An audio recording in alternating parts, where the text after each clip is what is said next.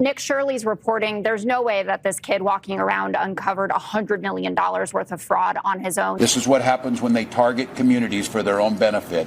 This is what happens when they scapegoat.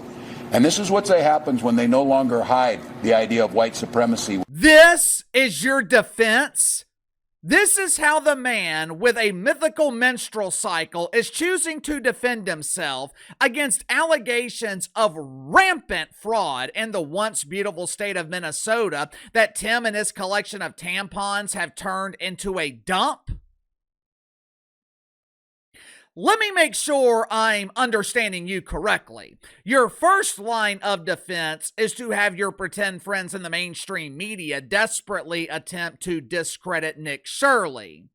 There's no way this kid uncovered over $100 million in fraud all by himself. He's not one of us. This kid's on YouTube.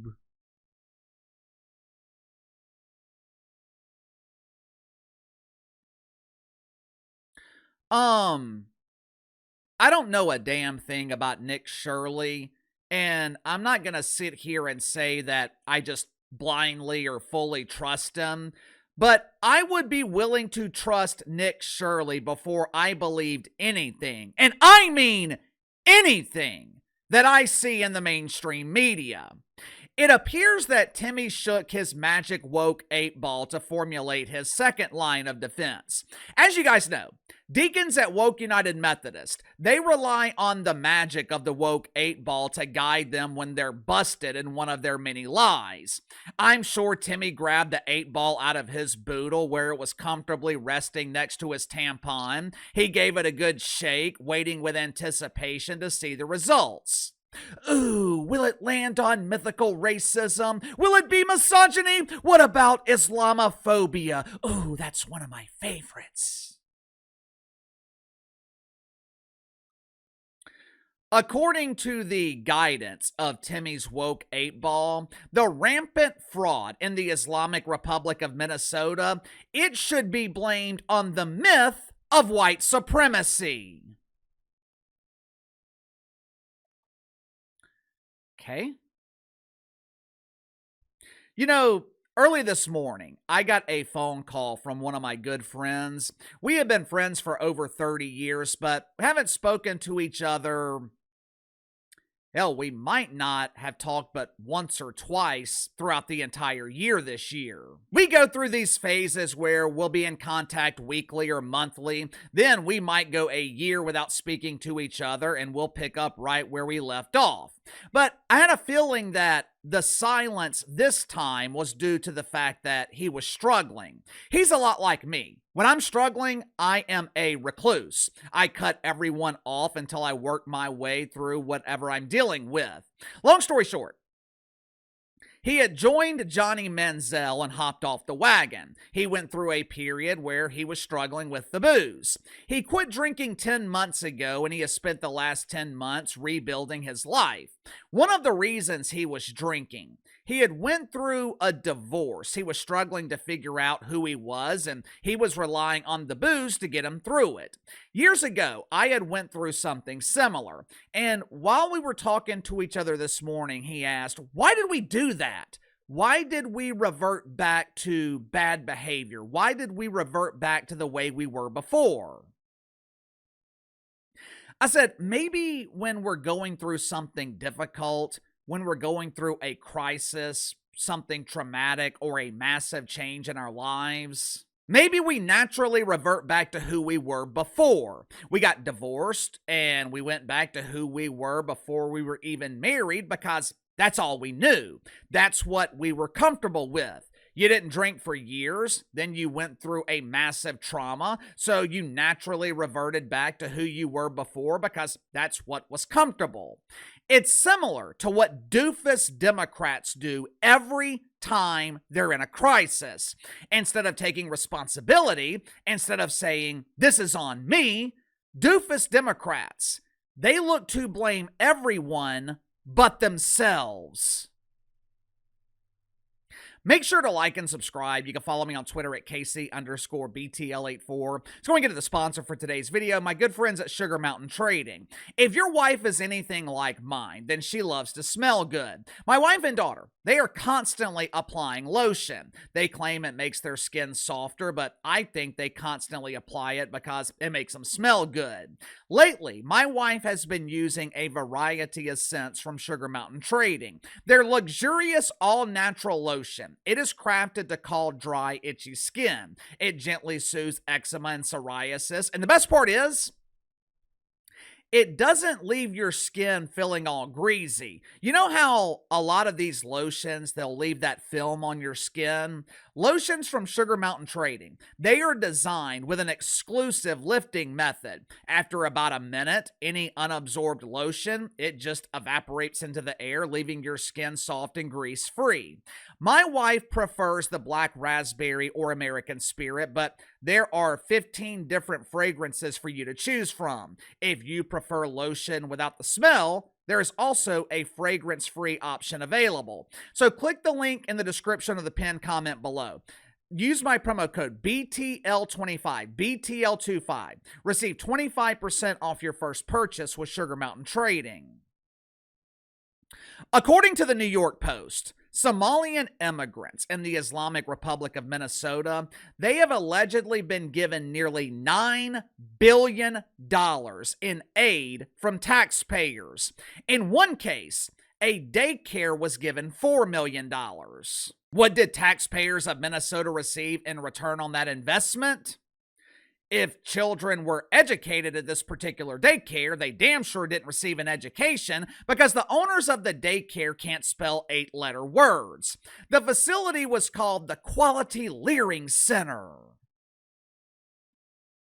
I'm sure some of you guys are wondering, what the hell is leering?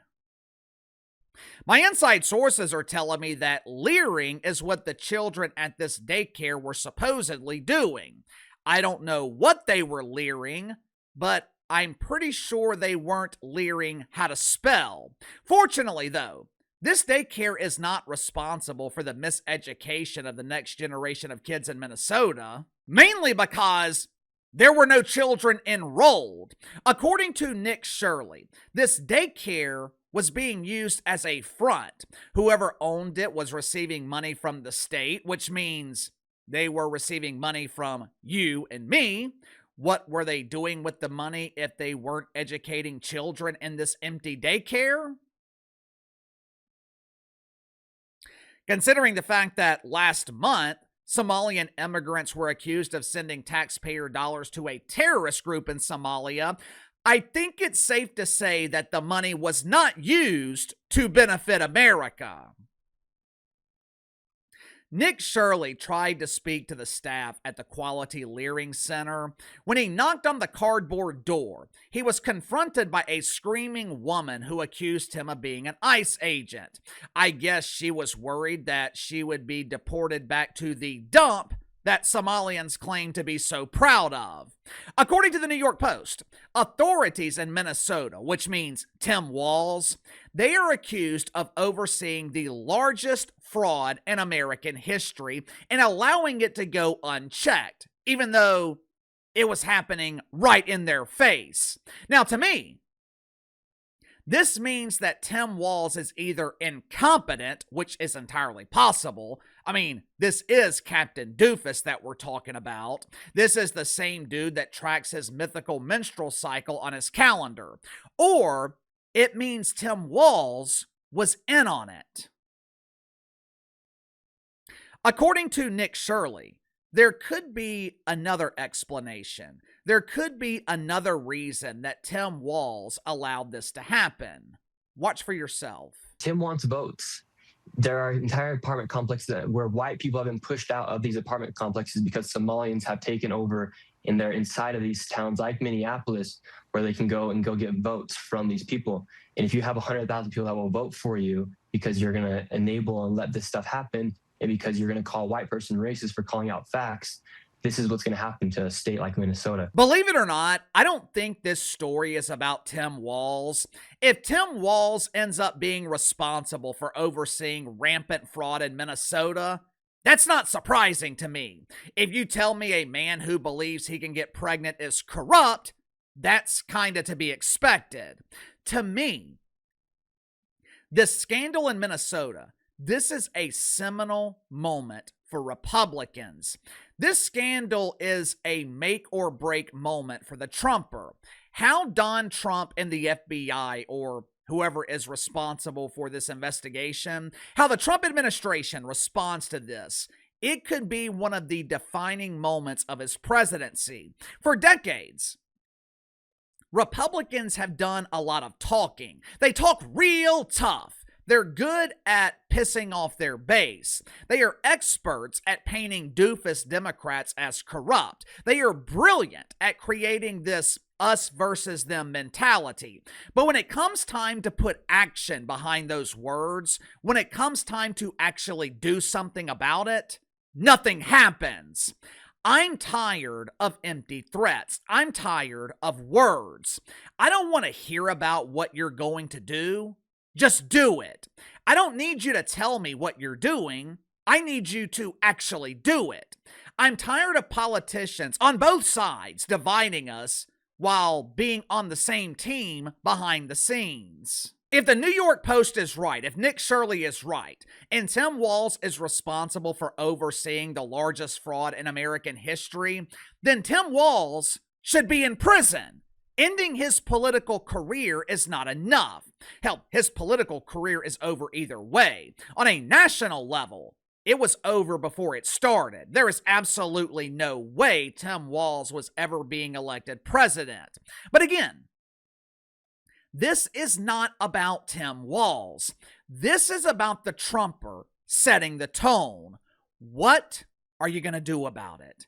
A 23-year-old YouTuber claims that he uncovered over $100 million in fraud in one day.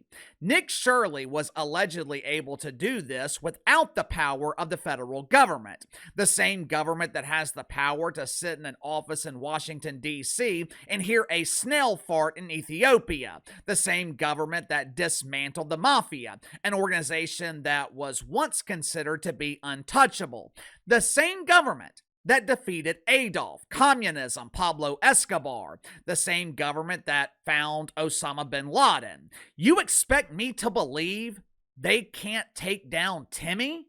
You expect me to believe they can't compete with Captain Doofus?